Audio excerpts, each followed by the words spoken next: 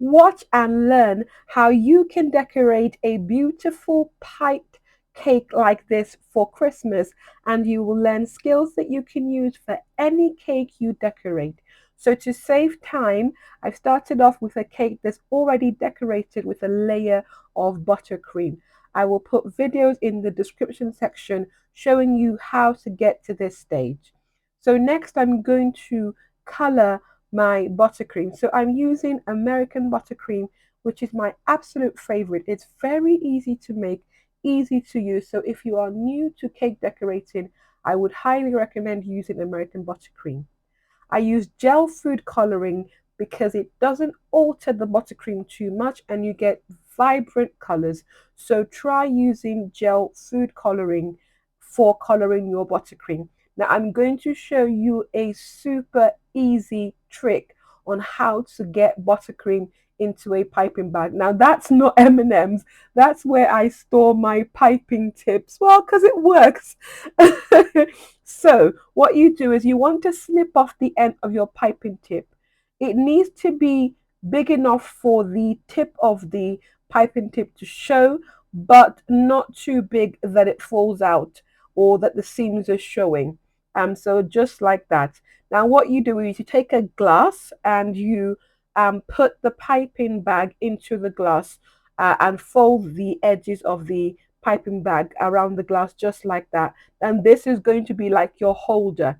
So now you can put the buttercream directly into the piping bag, and this way you don't get your hands all messed up with buttercream, because without this technique it can be messy and tricky to get your buttercream in. But this saves a lot of time and a lot of mess. And I'm also going to show you another neat trick that really is quite handy. So you see how there is some of the buttercream all around. If you take the edge of a this is a scraper, or you can just use a table knife or just something with a flat edge, and you want to just basically smoosh and push all that buttercream in. Again, the whole idea is to make things simpler and to be less messy. So this is a very good way of filling your piping bag, and then you can just squeeze and push the rest of the buttercream in, and then you are ready to go with your piping. So for this cake I'm using green and red, which is a very Christmassy theme. One great tip: when you are piping, it can be hard to just do it freehand. So either maybe use something to draw out the outline, or just mark where on the cake you want to pipe. In this case, I've used a Christmas tree cutter to make the outline of a Christmas tree, so I know where to pipe. And you just want to basically just squeeze a little bit to release some of that buttercream. Once you've got enough, you stop squeezing and lift up, and then you just got to go through the motion of piping the design that you want.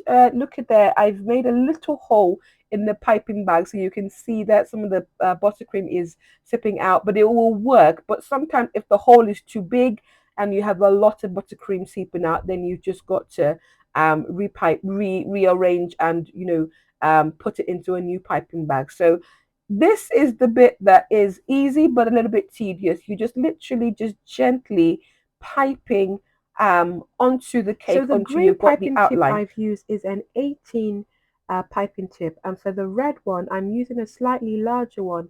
This is a 21 Wilton piping tip, and we're just going to be piping some rosettes. So for rosette, you want to start in the middle, gently squeeze, and then go in a counterclockwise motion, and at the end of the rosette stop squeezing and lift up. And I'm using the same piping tip to pipe little shells. Again, you just squeeze, push down, stop squeezing and lift up. And I'm also using the green piping tip as well in that sort of pattern. And the aim is to cover the cake using the buttercream piping. The versatility of buttercream piping is you can use the same piping tip in different ways to create different designs. I think perhaps one day I should do a standalone video on how to use piping tips in different ways. If that's something that you would like to see, just comment in the comment section below so that I know if that's what you want, and I will create a video for you. And also, if you haven't subscribed to Drmummycakes channel, it would be amazing if you can click the subscribe button. It helps me, it will help you, so you don't miss out on any of my great tutorials. And now for the fun part, you can decorate your Christmas tree just like you would for a normal Christmas tree with some sprinkles. And you can choose different color sprinkles depending on your theme. Next, we're going to pipe some Christmas wreaths on the side. So I'm using a circle shape cutter to make the outline so I know exactly where I want to be piping. So I'm holding the piping bag straight and I'm just squeezing a little bit and piping little shells on the circle outlines. So the tips that I'm using are star tips, open star tips. You can use any star tips or you can use this particular one. If your cake is larger or you want to make larger wreaths, you might want to use a larger piping tip like the 1M would work for this. And again, you just want to be piping around the outline to make the shape of the wreath. So I'm just going to let you watch and just see the technique. And then after I will show you how I pipe the little cute red bows on the wreath.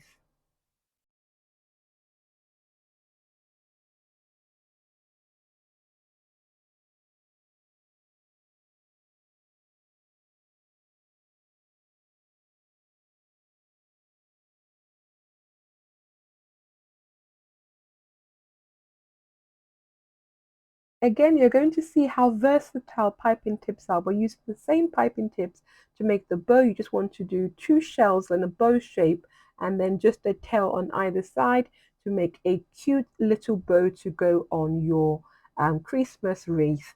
And then you can pipe all around the cake to decorate your cake nicely. And there you have it, home bakers. This cake's just perfect for Christmas. So I hope that you will be confident to use these piping skills that you have learned in this video for making your Christmas cakes and for other styles of cakes. As always, if you need any help with anything, any burning cake questions, do drop a message in the comment section. I answer every single comment. And don't forget to like this video, subscribe, and send to your cake friends who you feel would also love to make an amazing cake like this for Christmas. Till next time, happy baking.